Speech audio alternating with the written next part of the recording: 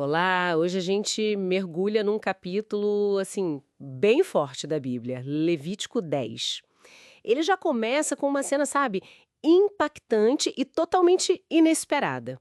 Logo de cara, a gente vê Nadab e Abiú, que eram filhos de Arão, o sumo sacerdote. Eles pegam lá os seus incensários, colocam fogo, adicionam incenso, só que oferecem um fogo que o texto chama de estranho. É não autorizado por Deus, algo que não tinha sido ordenado. Exatamente. E a resposta divina é imediata. E terrível? Sim. Fogo desce da presença do Senhor e consome os dois. Ali mesmo, morreram na hora. É o início de capítulo que deixa a gente, assim, meio sem ar, né? Pensando na seriedade do culto desde o começo. Com certeza. É um lembrete bem direto sobre a santidade que Deus exigia, né? Principalmente ali naquele momento de inauguração do sacerdócio. E a fala de Moisés para o Arão, no meio daquela dor toda, é cortante. Ele diz: Foi isto que o Senhor disse: Mostrarei a minha santidade naqueles que se aproximam de mim. Que intenso. Pois é, e continua, e serei glorificado diante de todo o povo. Ou seja, não tinha espaço para improviso, para fazer do jeito que achava melhor. Tinha que ser como Deus mandou. E a reação do Arão, o pai deles? O texto só diz que ele calou-se. Que silêncio deve ter sido esse, hein? De choque, dor profunda, ou talvez uma compreensão, assim, terrível daquela santidade que Moisés acabou de citar. Olha, provavelmente uma mistura de tudo isso, né? É um silêncio que fala muito. Mas Moisés ele é muito prático ali, age rápido. Ele chama outros parentes, Misael e Elzafã. Primos deles, né? Isso, primos. E dá uma tarefa bem sombria: tirar os corpos dali, de perto do santuário, ainda com as túnicas sacerdotais, e levar para fora do acampamento. O lugar sagrado não podia ser contaminado pela morte. Faz sentido. Mas aí vem as regras para Arão e os outros filhos que sobraram, Eleazar e Itamar. E são regras surpreendentes, não acha? Proibidos de fazer luto. Exato. Nada de rasgar a roupa, de despentear o cabelo, como era o costume da época para expressar luto. Por que uma proibição tão dura num momento assim? É porque eles estavam em serviço ativo, sabe? Tinham sido ungidos com o óleo sagrado. O luto deles, naquele contexto, poderia ser visto como talvez uma quebra da dedicação total ao serviço ou até um questionamento do juízo de Deus. Entendi. A ordem era clara: fiquem no posto na entrada da tenda do encontro. O óleo da unção do Senhor estava sobre eles. A comunidade toda, o resto do povo, podia lamentar, chorar por eles. Mas os sacerdotes em serviço ativo, não. A santidade do ofício vinha antes da dor pessoal. Que responsabilidade, hein?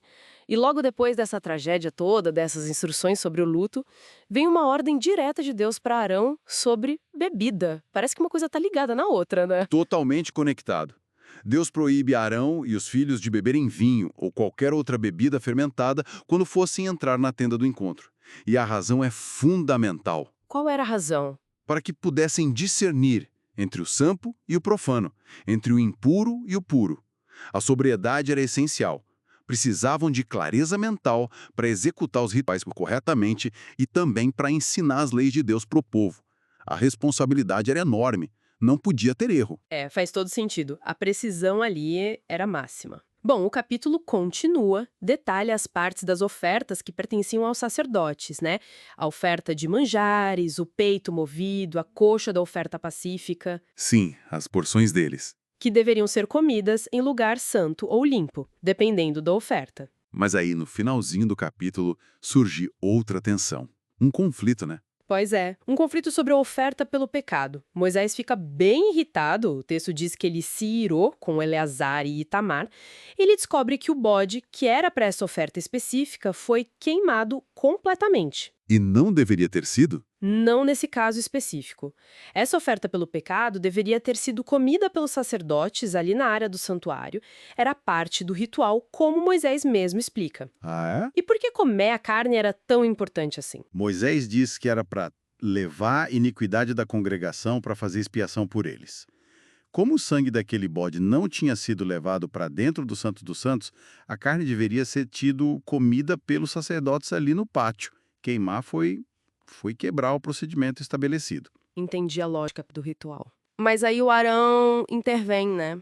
E a resposta dele é, nossa, muito humana. Sim, muito. Ele basicamente fala para o Moisés: olha, hoje aconteceram essas coisas comigo, se referindo à morte trágica dos filhos. Depois disso tudo, você acha que seria agradável ao Senhor que eu comesse hoje a oferta pelo pecado? Que argumento forte. Ele apela para a situação extrema que ele viveu naquele dia. Exatamente. Ele sugere que, naquele estado de espírito, de luto, de tragédia pessoal, seguir a letra fria da lei, comer aquela carne, talvez não fosse o que Deus realmente esperaria ou aceitaria naquele momento. E o mais surpreendente é a reação de Moisés. Sim, Moisés ouve a explicação do irmão e aceita. O texto diz que ele deu-se por satisfeito. Isso é notável, né? Depois daquela rigidez toda no início com Nadab e Abiú. Sem dúvida. É um fechamento de capítulo que faz a gente pensar muito, porque ele mostra essa tensão, a exigência absoluta de santidade e de obediência, as consequências gravíssimas da falha ritual, mas também, talvez, um vislumbre da compreensão divina diante de circunstâncias humanas muito extremas. Como a dor de um pai naquele dia. Isso. As regras sobre luto, sobre álcool, sobre como lidar com as ofertas, tudo isso era crucial para manter essa distinção sagrada, essa santidade. Mas a resposta final de Arão e a aceitação de Moisés introduz uma nuance. Pois é, e isso nos deixa com uma reflexão interessante. Como que essa aparente flexibilidade no final, com Moisés aceitando a justificativa de Arão, dialoga com a rigidez implacável que a gente viu no começo do capítulo, com a morte de Nadab e Abiú?